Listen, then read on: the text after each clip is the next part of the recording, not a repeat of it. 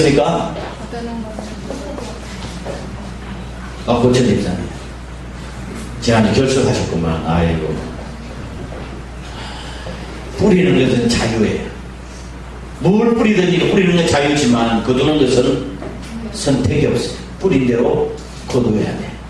그래서 뿌린 대로 거둔다고 하는 것은 자연의 대법칙이고 영적인 법칙이기도 해요. 콩을 심으면 콩을 거두고 팥을 심으면 팥을 거둬요. 이게 종류의 법칙이라고 해요. 아니 내가 왜 이런 고난이 고통이 내게 왔지? 내가 이런 거 심지 않았는데 누군가가 심었어요.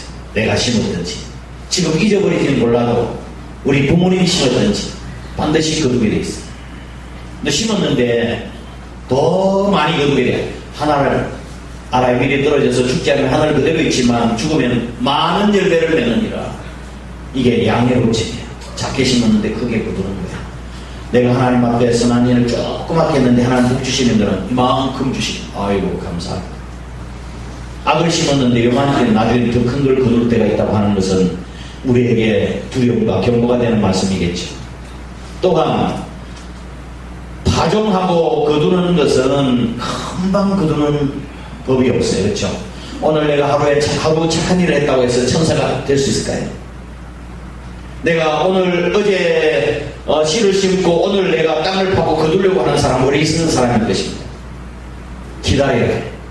그것이 1년이 되든지 10년이 되든지 20년이 되든지 아니면 내 자녀들에게 가서 거두는지 몰라요. 그렇기 때문에 뿌리는 것과 거두는 것과의 시간에 공간에 간격이 있기 때문에 인내해야 해요. 어떻게 인내해야 됩니까? 믿음으로. 반드시 하나님께서 아름다운 걸 거두게 해주실 것이라는 믿음 가지고 참고 인내해야 하는 것입니다.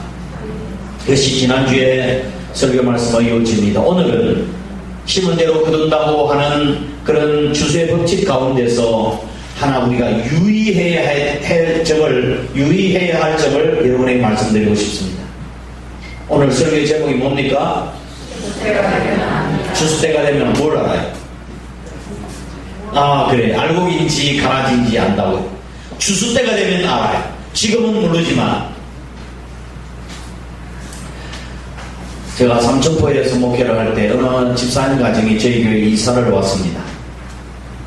골수, 고시파, 신앙이 잘하는 그런 사람이었는데 삼천포 시내를 다 돌아다니다가 우리 교회가 은혜스럽다 해가지고 우리 교회 등록했습니다. 전기기사 1급 자격증을 가지고 있고 전기회사를 운영하는 사장이었습니다. 근데 아이가 아파서 그래서 아부다비에서 가서 신방을 했는데 옛날에는 큰 기업에서 공사를 따서 사업을 하는데 신앙 양심상 이게 도저히 못하겠다. 너무 비리가 많아가지고 그래서 삼천포로 내려왔는데 삼천포 공사를 하는데 한전하고 계약을 맺어서 공사도 하고 하는. 아니 삼천포 와서 하니까 더 심하더래요. 이거 어떻게 해야 되느냐. 배급 공사를 이야기한다고 한다면 배급 공사 수주를 따면 또 누구한테 딱 1차, 2차, 3차 돈을 줘야 돼요. 돈을 뿌려야 되죠. 그 다음에 그 회사에서 공사를 시공사에서 회식을 하고 술값은 다 외상으로 누가 풀어요? 정규회사 풀어. 그리고 담당자가 전화가 왔어. 내가 내 대학원에 등록하고 공부하러 가야 되는데 하면 얼른 몇백만 원 싸가지고 와서 갖다 줘야 돼요. 이렇게. 그런데 죄송하지만 이런 일을 하는 사람들이 예수 믿는 사람이 많다는 거예요. 예수 믿는 사람이 많다는 거예요. 내물로 들어가는 것을 이래저래 하면은 공사비 절반도 안 되는데 배급에서 50억 제가 근데 공사가 되겠습니까? 안 되겠습니까? 된답니다. 공사가 된답니다. 그게 그 공사는 조금 손해를 보고 공사를 해요. 근데 이 공사를 하면서 그렇게 뇌물을 주면 다른 공사를 또 따오는 거예요. 큰 공사. 거기에서 고스란히 남겨먹는 됩니다. 그래서 삼풍백화점 사고가 일어나는 것입니다. 그래서 공무원이 변화되지 않으면 이 대한민국에 소망이 없다고 이야기했습니다. 어디 공무원 뿌리겠습니까? 정치인들, 우리 국민 모두가 다 변해야, 거듭나야 이 나라에 소망이 있는 것입니다. 근데 우리가 끊임없이 신앙생활 하면서 던지는 질문이 있습니다. 왜 이 땅에 불의가 있고 왜 이 땅에 악이 존재하고 있는가 하는 질문입니다. 이 답을 오늘 본문 말씀에서 조금이나마 찾아보려고 합니다. 어느 날 밭에 주인이 좋은 씨를 뿌렸습니다. 밤에 원수가 와서 곡식에 또 뿌리고 갔습니다. 가라지를 또 뿌리고 갔습니다. 곡식과 가라지가 함께 자랐습니다. 종들이 가라지를 발견하고, 아니 우리가 좋은 씨를 뿌리지 아니했습니까? 어째서 이 가라지가 났습니까? 그 주인이 이거 원수가 와서 가라지를 또 뿌리고 가구나. 그럼 주인님, 우리가 가서 저 가라지를 뽑을까요? 아니다, 가만히 두어라. 가라지를 뽑다가 곡식이 상할까 두렵다.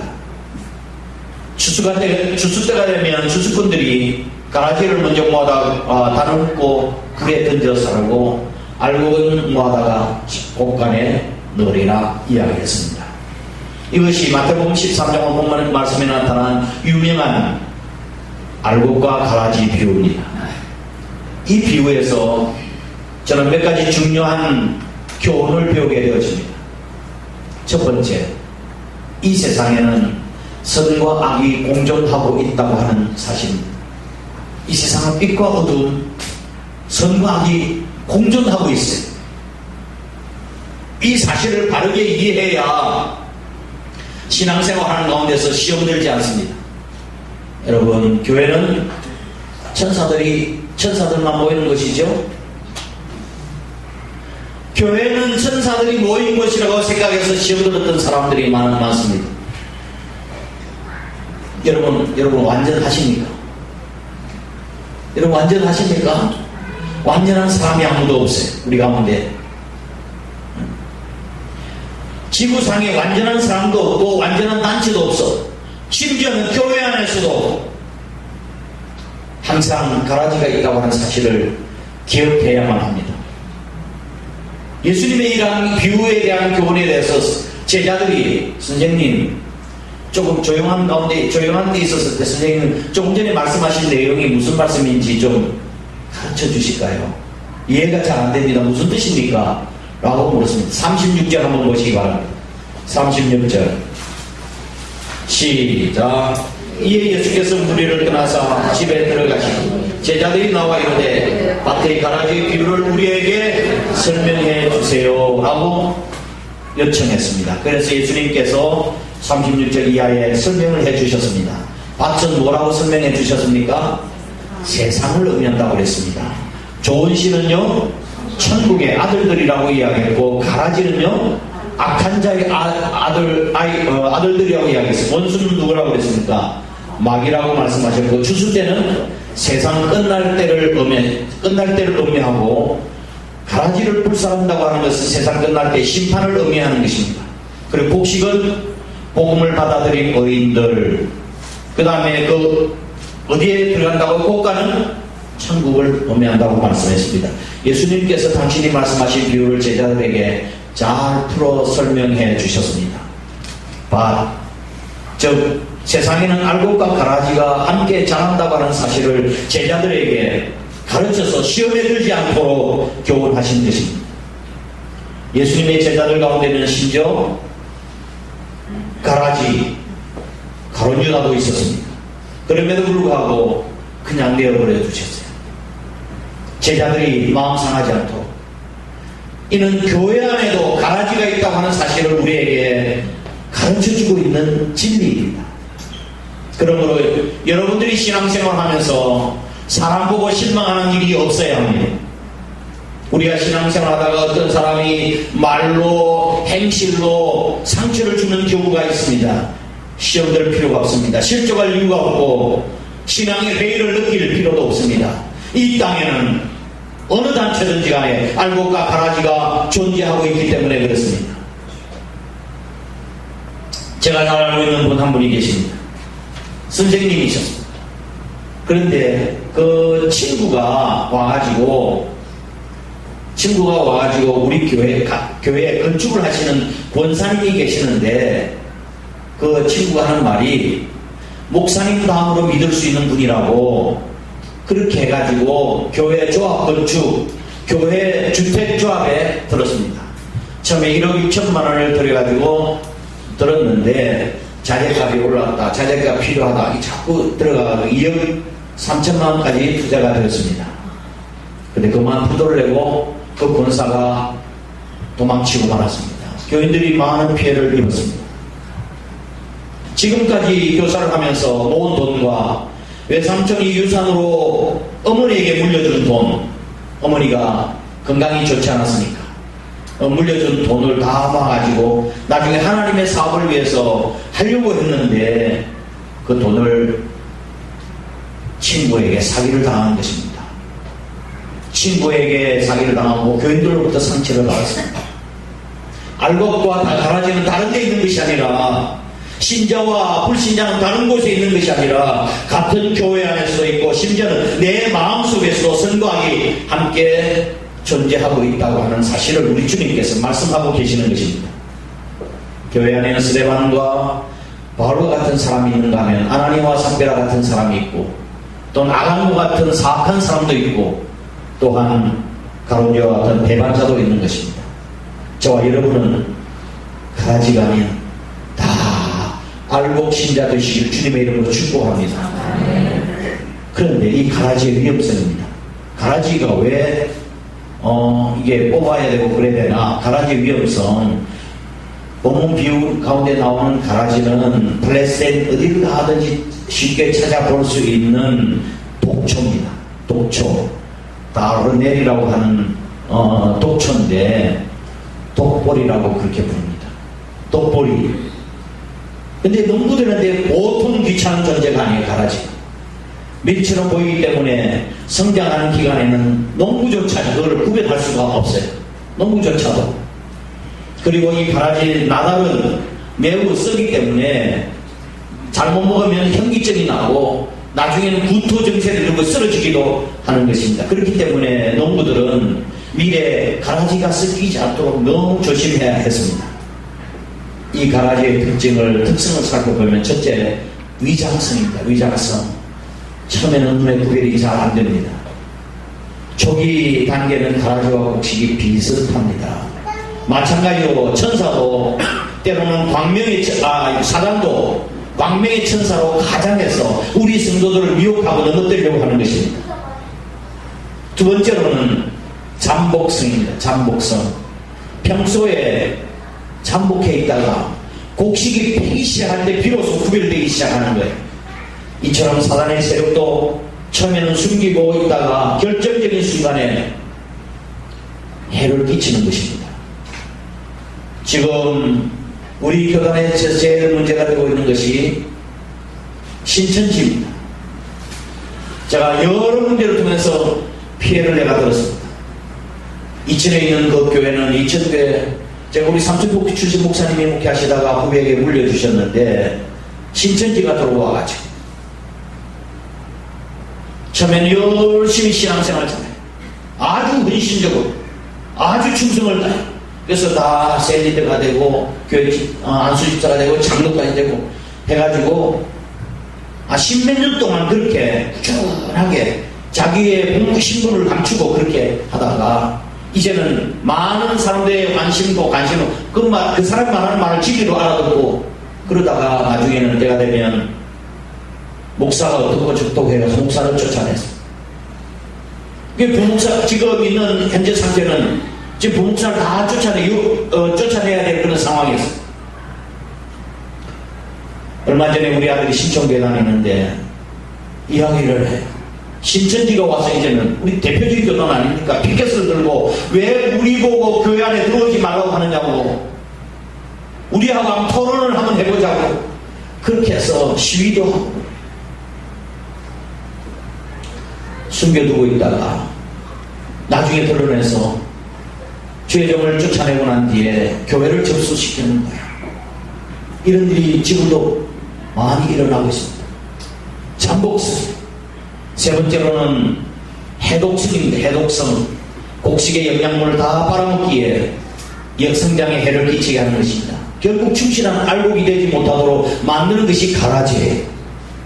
가라지를 또한 잘못 먹으면 인체에 큰 손상을 입습니다. 그러므로 우리는 이런 마귀의 특성을 알고 위장술에 넘어가지 말아야 합니다. 그리고 악을 방어할 수 있는 마음의 준비를 해야 합니다. 아멘. 자, 그러면 세 번째, 언제 뿌려졌습니까? 이 가라지가 언제 뿌려졌나고요? 25절 말씀 보겠습니다. 25절 함께 읽겠습니다. 시작.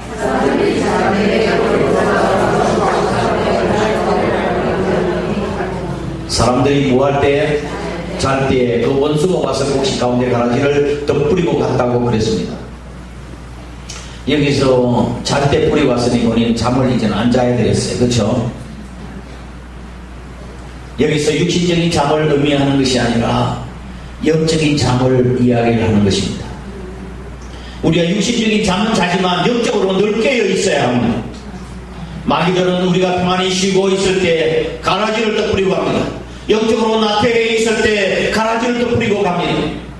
영적인 잠은 봉사할 때 봉사하지 않는 것이고, 영적인 잠은 기도할 때 기도하지 않는 것이고, 전도해야 될 때 전도하지 않는 것, 이게 바로 다 영적인 잠을 자는 것과 마찬가지입니다. 말씀을 열심히 읽으면서 말씀대로 살고자 하는 신앙적 열심이 사라지고 세상 잠에 취해서 교회를 등한히 할 때 가라지가 뿌려지는 겁니다. 아니는 우리를 망하게 한다는 사실을 깨달아야 합니다. 25대 원수가 가라지 덧뿌리고 갔다고 했는데 당시에 사람들 사이에 좀 기분이 좋지 않고 관계가 좋지 않은 사람들이 있잖아요. 해를 끼쳐요. 그래서 그 사람 집 밭에다가 사이가 안 좋은 사람이 가서 가라지를 몰래 밤에 막 뿌리고 가버리는 거예요. 누가 뿌린지 모르지. 요즘도 그런 일이 있어요. 나무 사업장에 불을 지르고 가는 경우도 있고 말씀이죠. 원수가 이렇게 가라지를 덧뿌리고 갔다고 이야기했습니다. 덧뿌린다고 하는 것은 뿌린 시위에 또 다른 불 뿌린다고 하는 덧뿌린다는 뜻이에요. 그런데 레위기 19장과 신명기 22장 말씀에 보면 율법 가운데 이스라엘 백성이 지켜야 될 율법 가운데 두 종류의 씨를 한 밭에 뿌리지 못하도록 법으로 정해놨어요. 그리고 짐승끼리도 교배를 하는데 개는 개, 고양이는 고양이, 그 다음에 돼지는 돼지, 소는 이렇게 해야 되는데 이게 종을 바꿔서 교배시키는 것도 성경에서 금지시키고 있어요. 함께 밭에 두 종류의 씨를 뿌리면 안 된다, 그렇게 말씀하고 있습니다. 왜 이렇게 말씀하고 계시는 건가요? 이거는 우리에게 가르치는 영적인 진리는 신앙의 순수성을 지켜야 하는 것입니다. 신앙의 순수성 지켜내야 한다고 말씀하고 있는 것입니다. 따라서 농부가 곡식을 뿌린 밭 위에 원수가 다시 가라지를 뿌렸다고 하는 것은 마귀가 우리 성도의 신앙의 순수성을 파괴하기 위한 계략인 것입니다. 여러분, 우리 신앙의 순수를 유지해 나갈 뿐만 아니라 이 종교 혼합주의가 그렇게 위험한 것입니다. 그래서 이스라엘 백성들이 가나안 땅에 들어가게 되면 너희들은 여호와 하나님을 섬기고 우상을 섬기지 말라고 누누이 이야기했습니다. 이 뭐예요? 종교 혼합주의를 배격한 것입니다. 신앙의 순수성을 지켜나갈 수 있길 바랍니다. 아멘. 아멘. 아멘. 오늘날 기독교 학자들 가운데, 교수들 가운데서 기독교 외에도 구원이 있다고 말하는 그런 학자들도 있습니다. 포스트모더니즘. 불교에도 구원이 있고 깨달음이 구원이 있고 엉뚱한 이야기를 하는 사람들이 많습니다. 우리는 성경은 뭐라고 말씀하고 있습니까? 나 외에 다른 이로서는 구원받을 수가 없는 이라고 분명하게 말씀해 주셨습니다. 모든 다른 종교들은 인간들이고 그들이 죄로 죽었지만 우리 인간으로서 우리 인간의 죄를 사해줄 수 있는 사람은 없습니다. 그래서 하나님께서 성령으로 동정년 말에 태어나시고 여자의 후손 태어나셔서 우리의 죄를 위해서 십자가에 달려 죄 없으신 예수 그리스도께서 우리 죄를 속량해 주신 것입니다. 할렐루야.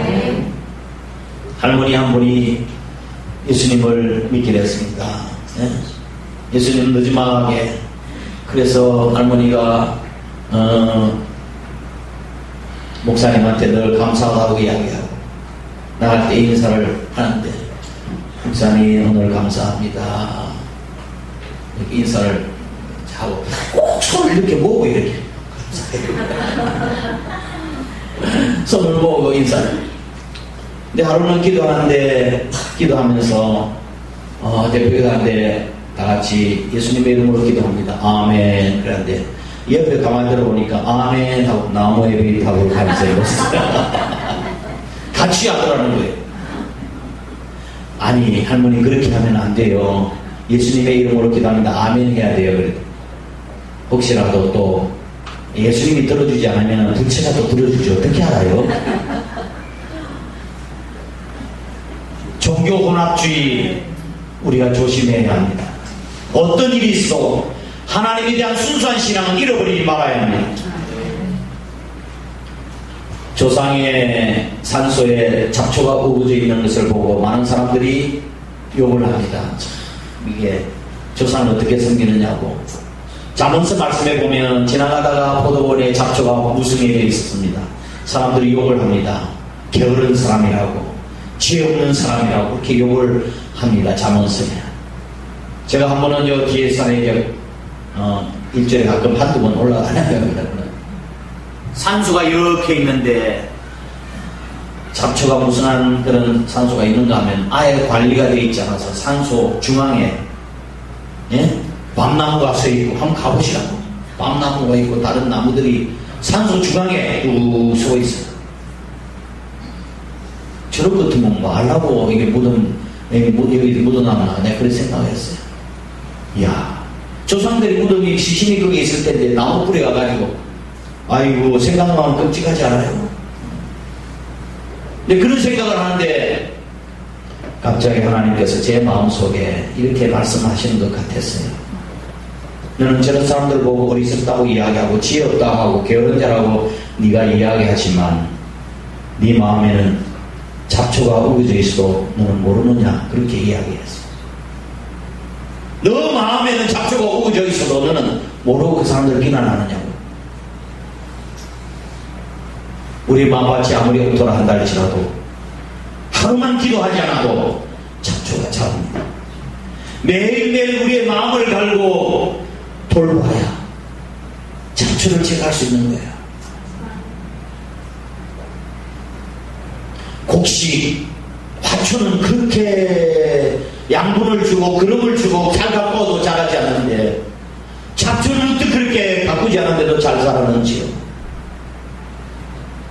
우리가 늘 깨어있지 기도하지 않으면 우리 마음속에 잡초와 가라지가 생긴다는 사실을 기억하셔야 합니다. 제가 고등학교 도산안청 5반에 들어가 있었는데 무실력 경험을 이야기하는 거예요. 도산안청 이야기하기를 우리의 하루에 3번씩 반성하지 아니하고 책을 읽지 않으면 입에 거미줄을 치게 된다고 이야기했어요. 입에 거미줄이 져지게 된다고. 매일매일 우리가 하나님의 말씀을 묵상하고 하나님 앞에 엎드려 기도할 때 내 속에서 자라는 이런 잡초들을 다 제거하고 아름다운 열매를 맺어나가야 되지 않겠습니까? 내 심령의 밭에 가라지가 뿌려지지 않도록 날마다 깨있기를 주의 이름으로 축원합니다. 아멘.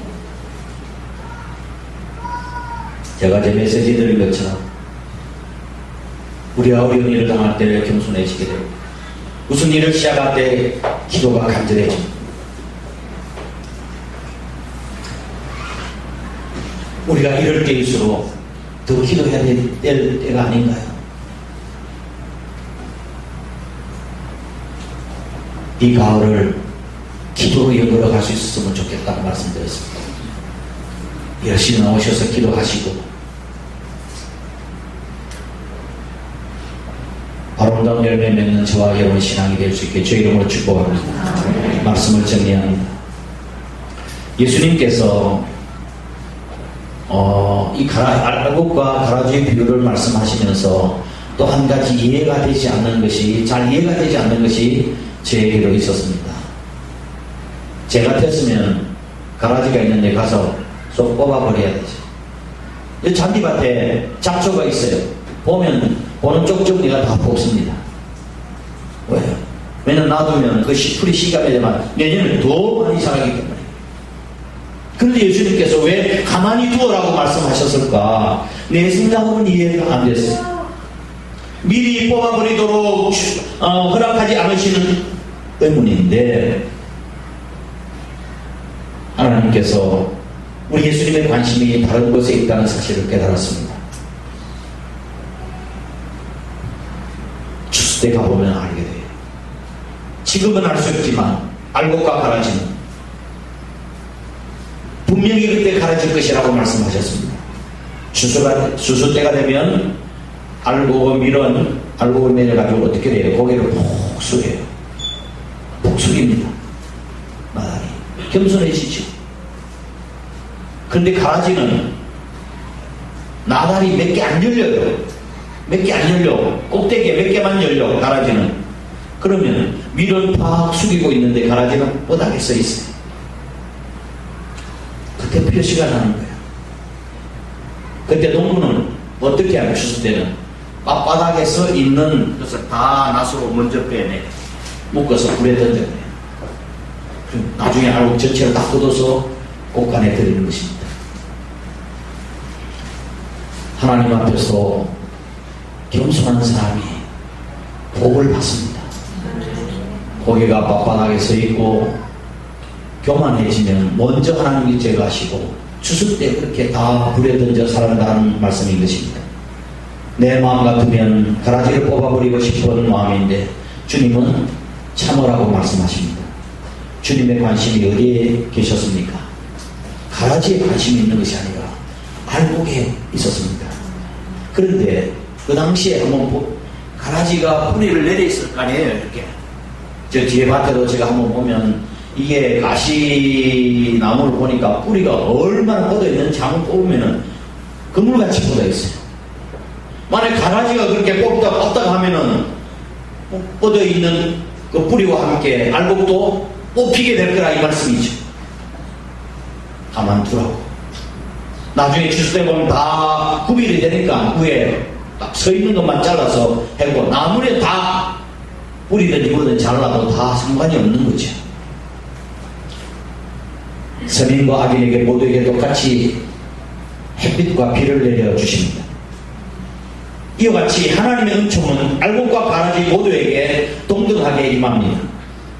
그러나 그것은 가라지에 대한 우리 주님의 사랑과 배려 때문이 결코 아니라는 사실을 기억하셔야 합니다. 야, 어떻게 저 사람이 더 잘 되냐? 저런 사람 왜 하나님 심판하지 않느냐? 라고 생각할 경우도 있겠지만 우리 주님의 관심은 그것이 아닙니다. 가라지를 뽑다가 알곡까지도 다치게 할까 추수 때까지 기다리는 알곡에 대한 사랑이에요. 그러므로 선인과 악인에게 모두 하나님의 은총이 베풀어진다고 해서 불평하지 말아야 합니다. 선인이 악인보다 더 고통을 받는다고 좌절하지도 말아야 합니다. 그것은 악인을 사랑하거나 보호하기 때문이 아니라 그것을 통해서 선인을, 착한 사람을, 의인을 보호하기 위함인 것입니다. 자, 오늘 가라지 비유의 내용을 정리해 드리겠습니다. 세상에는 하나님의 자녀와 사단의 자녀가 섞여 공존하고 있다. 알곡과 가라지는 항상 어디든지 있다. 교회 안에서도 있다 말씀하죠. 그렇습니다. 다 들림받는 것이 아닙니다. 알곡과 하나는 버려둠을 당하고 하나는 들림을 받는다고 해서 슬기로운 5처녀처럼 들림을 받지만 미련한 5처녀는 들림받지 못한다고 말씀을 하고 있습니다. 또한 지상교회에는 불안전성에 대해서 교훈하고 있어요. 이 땅의 교회 어디서나 죄가 떨어지지 않는 교회가 없습니다. 다 부족해요. 그렇지만 하나님께서 그 부족한 교회를 통해서 하나님의 역사를 이루어 나가는 것입니다. 스펄전 목사님이 설교하는데 한번 설교하고 왔습니다. 목사님 저에게 정말로 깨끗하고 순결한 그런 교회 하나만 소개해달라고, 흠이 없는 교회를 소개해달라고 이야기했어요. 스펄전 목사님이 그런 교회는 이 지상에 없습니다. 있다고 한다면 당신이 가면 안 됩니다. 당신이 그 교회를 더럽히기 때문에 그렇습니다. 그렇게 대답했답니다. 죄 떨어지지 않는 교회는 없어요. 허물과 약점과 부족함이 있습니다. 그럼에도 불구하고 주님은 교회를 통해서 하나님 나라를 확장시켜 나갑니다. 원수 사단은 또한 세 번째, 성도의 영적 태만을 틈타서 활동한다는 사실을 기억하십시오. 영적 태만해서는 안 됩니다.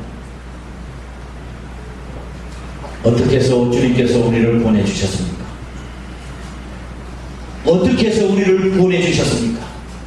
십자상에서 당신의 심장을 다 터뜨리고 피를 다 쏟고 물을 다 쏟아서 우리를 구원해주셨습니다. 그런데 우리의 신앙생활 이렇게 해서 주님의 마음에 드는 삶을 산다고 할 수 있겠습니까?